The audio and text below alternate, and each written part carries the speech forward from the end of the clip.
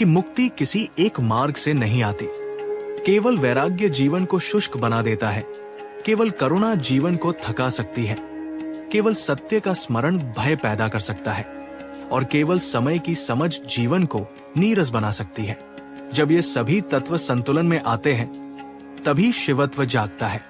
शिव किसी एक गुण के देवता नहीं बल्कि संतुलन के प्रतीक है। अंततः शिव का ये स्वरूप हमें ये बोध कराता है कि सदाशिव कहीं दूर नहीं बल्कि हमारे अपने भीतर उसी क्षण प्रकट होते हैं जब हम आसक्ति छोड़ते हैं, करुणा अपनाते हैं, अहंकार को भस्म करते हैं और समय के भय से मुक्त हो जाते हैं। यही शिव का मार्ग है, न भागने का, न पकड़ने का, बल्कि जागते हुए जीने का। यही वैराग्य है, यही करुणा है, यही भस्म है और यही महाकाल का सत्य है। सदाशिव का संदेश मानव जीवन के लिए अंतिम सत्य।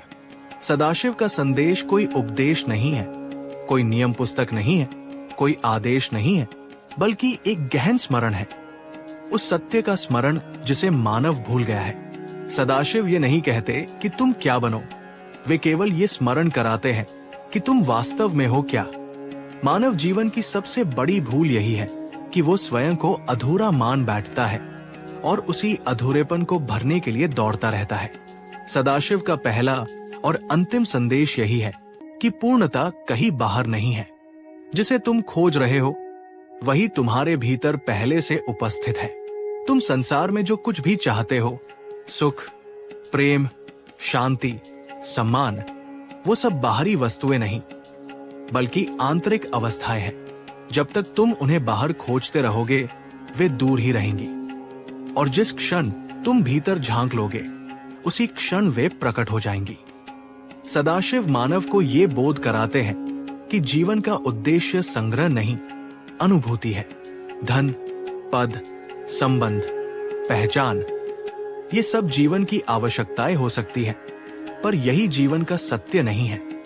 सत्य वो है जो बदलता नहीं, और जो बदलता नहीं वो केवल चेतना है।